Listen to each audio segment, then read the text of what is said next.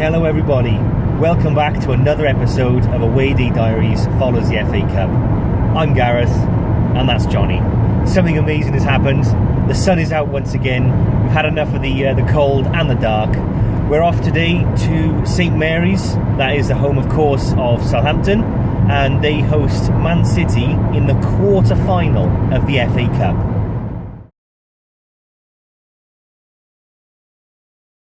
Okay, so as Gareth said, we're off to St Mary's, home of Southampton. I've been there once before, Gareth. I think you've been there before, but all Premiership tie today, so should be the best quality game that we've seen. And we're, I guess, lucky or unlucky, as you would put it, to have avoided Premiership teams until we had Man City in the last round up at Peterborough. I'd say it was as much of a good thing as a bad thing, really. Yeah, I would agree. But listen, it's a day for football. I've got to say, it's beautifully sunny, as Gareth said. Travel time is about 2.5 hours. When the draw was made, Southampton really away was the one game that we were hoping for, because it's the closest to home.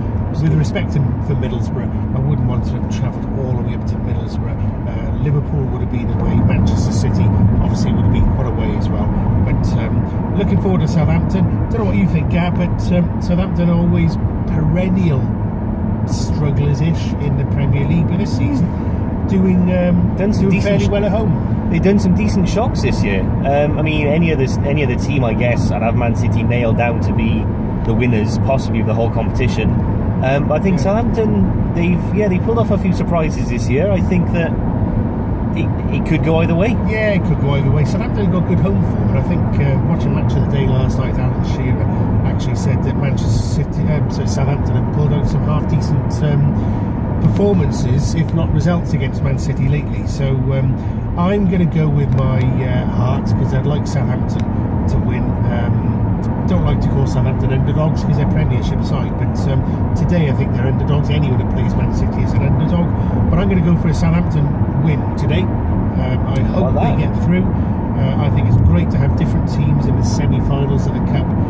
We are about, we just started, so we're still about 2.25 hours away. We're only M4. Should be there by around about 1:30, I would imagine, something like that. So when we get there, we'll give you a couple of bits of stats. We'll show you around the ground, and of course there'll be lots of action to come as well. Absolutely. We'll see you there. Catch you shortly.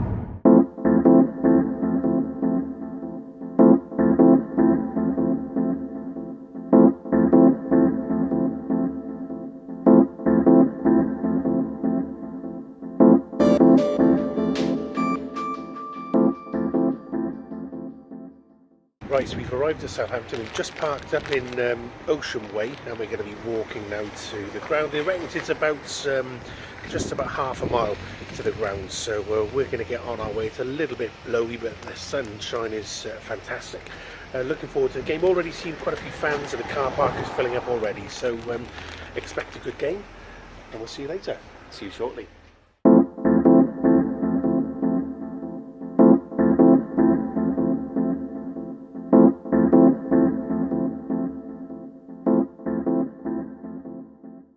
Right, okay, so we've arrived here at St Mary's. It's about 1:45, so plenty of time. We had a little look around. We've gone in a club shop and heard a nice little band playing as well. There's a fan zone. Everyone's excited, so yeah, we're looking forward to a good game, and fingers crossed, for us anyway, it'll be a Southampton victory. I hope so. I mean, I think it'll be a real nice one. Southampton have got the home advantage.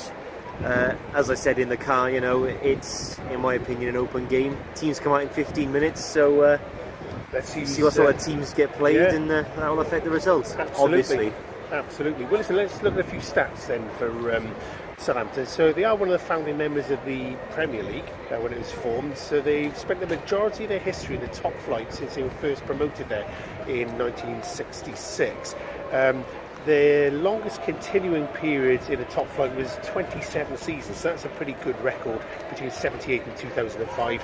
After 2005, between then and 2012, there's a bit of a mixed bag, unfortunately. We'll come on to that in a moment. So they were formed in 1885, and they were formed as St Mary's Young Man's Association. They play their games here at St Mary's Stadium. Before that, they played their games at the Dell, where they were there for 103 years. So I always thought when I was younger that the Dell was so named because of the computers Dell. Turns out it was in fact not named after the computer brand Dell. I believe it was to do with the area of Southampton, I believe. Yeah, I don't think Dell computers were around 103 years ago, but there we go.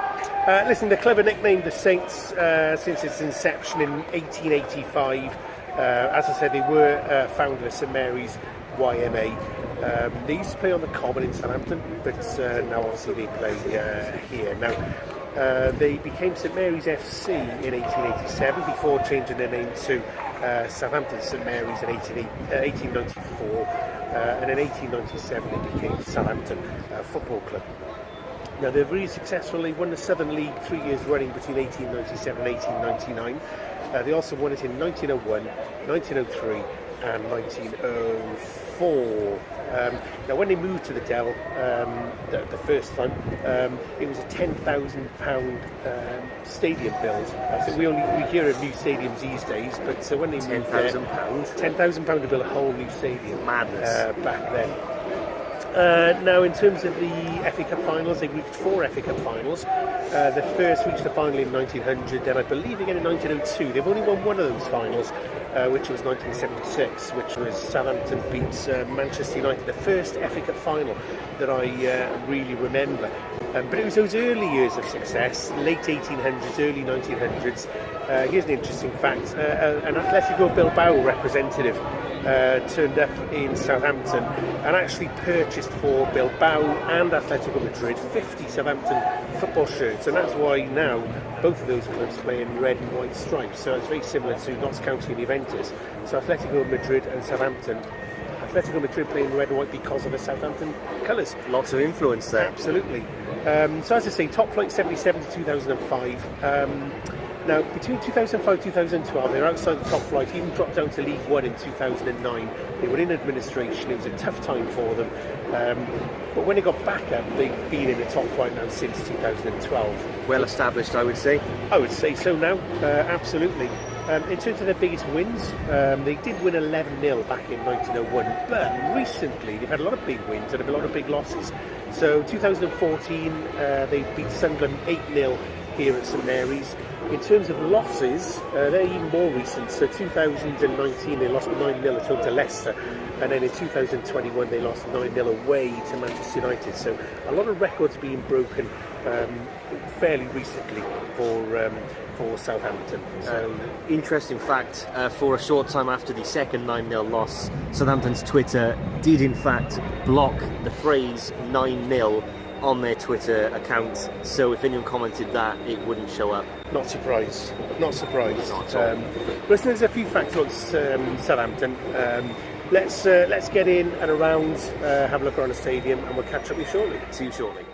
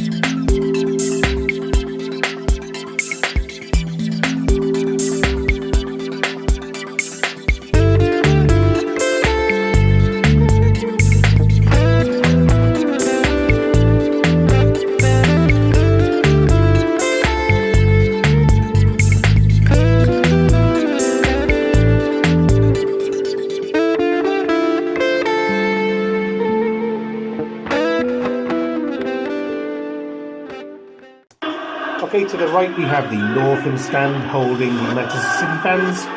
Opposite us is the Kingsland stand, and then to our left we have the Chapel stand, and where we are today is the Itchin stand. Now we're about 45 minutes away from kick-off, so we'll bring you the action really soon.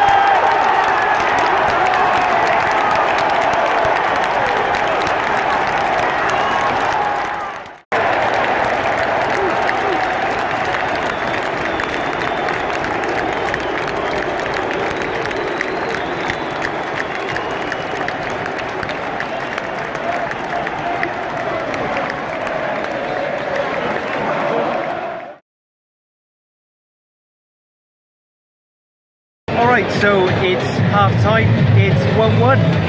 Man City got their goal in the 12th minute, I believe, through Raheem Sterling.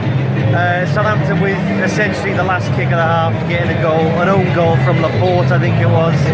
I think it's fair to go in as a draw. Neither team deserve to really be losing. What do you think of that? Yeah, fair analysis.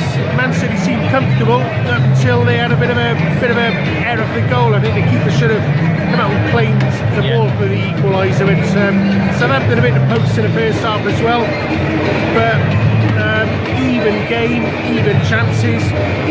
A good Premiership game, to be honest. It's a nice game of chess going on. It sets up nicely for the second half. So 1-1, and we'll see what happens second half.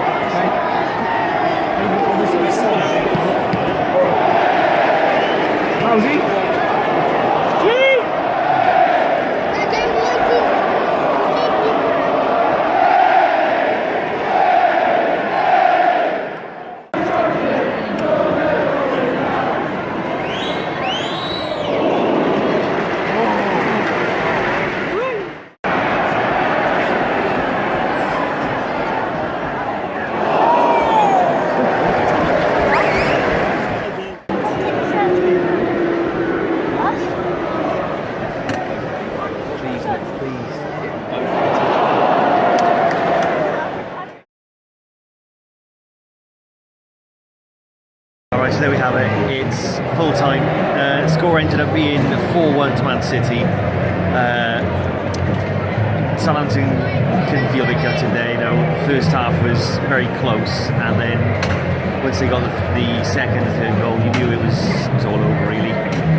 Yeah, I think Southampton. I think Man City were the better side second half myself, but I think Southampton paid the price for missing some good chances. There's a couple of good saves from the keeper in the second half, but overall, I think the best team won. Man United and Man City slowly pulled away over the second half, and they're going through to the semi-final and deserve victory. First trip to Wembley. Yeah, next round is our first trip to Wembley, so we'll look forward to that. We're going to be going home now. It's a nice day out at Southampton. The sun, we say the sunshine has been amazing, but I'll tell you something. Not when it's shining in your eyes, it's not. It killed some of the pictures today and some of the quality, but we got all the goals for you. Let's put it together, and we'll catch up with you in the semi-final. See you in the semi.